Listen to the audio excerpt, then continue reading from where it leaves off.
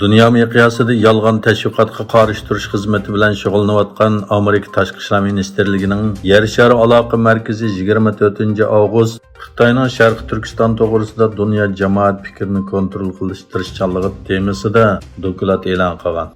Doklad Xitoyning xalqaro Sharq Turkiston masalasi haqida so'z qilish huquqini kontrol qilib, Sharq Turkistondagi Uyg'ur va boshqa millat a'zolariga qartilgan irqiy qirg'inchilik va insoniyatga qarshi jinoyatlar haqida doklad tayyorlagan mustaqil axborot vositalariga tuhmat chaplaganligi tanqidlangan.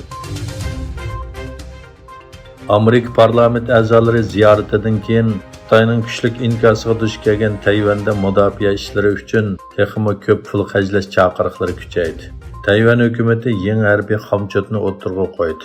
Tayvandagi eng yuqori boshqarish organi bo'lgan ijroiya mahkamasi kelar yili uchun 586 milliard 300 million dollar mudofaa chiqimini o'z ichiga olgan 2 trillion 700 milliard Tayvan dollarini, ya'ni taxminan 90 milliard Amerika dollarlik bir xomchot loyihasiga qo'shildi. Uyumlik banki qatorliq sohalarda ig'ir krizga duch kelayotgan Xitoyda nazorat qilib boshqarish organi Sharq shimoldagi Liaoning o'lkasidagi yana 2 yerlik bankining vayron bo'lish rasmiyatini bajarganligini e'lon qildi.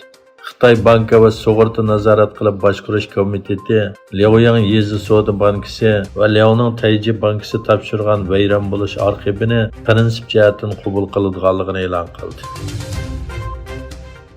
Xitoy Tashqi ishlar ministrligining aytishicha, Amerika Kengash palata a'zosi Marsha Bilakovertning Tayvan ziyorati Xitoyni qattiq bearam qilgan bo'lib, Xitoy bu ziyoratga qat'iy qarshi turadi ekan.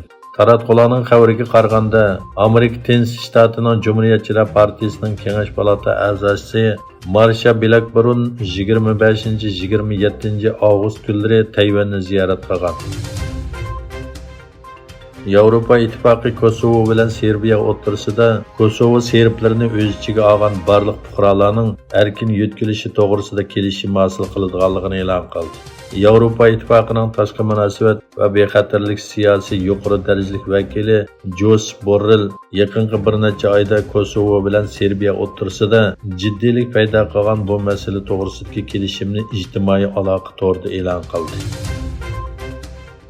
Amerika Federatsiya tekshirish idorasining Amerikaning sobiq prezidenti Donald Trumpning Floridadagi Mar-a-Lago ismli saroyiga qilgan hujumga qarata tayyorlagan aybnomada oldingi izlash jarayonida qo'lga tushirilgan 15 yoshning 14da jami 184 maxfiy hujjatning tepilganligi bayon qilingan.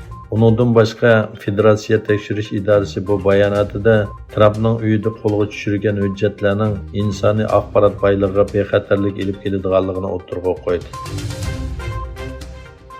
Qozog'iston bosh ministri ishxonasi e'lon qilgan yozma bayonotida Davlat mudofaa sanoati komiteti yig'inining bosh ministri Alixon Ismoilovning riyosatchiligida o'tkazilganligi bayon qilindi. Ilginchcha, yig'inda Qozog'iston sanoat va ul aslahalar taraqqiyot ministrligining qurol, harbiy aslahalar va harbiy mahsulotlarni eksport qilishini 2023-yil 8-oyning oxirigacha to'xtatish taklifini baholagan va komitet a'zolari tomonidan tasdiqlangan.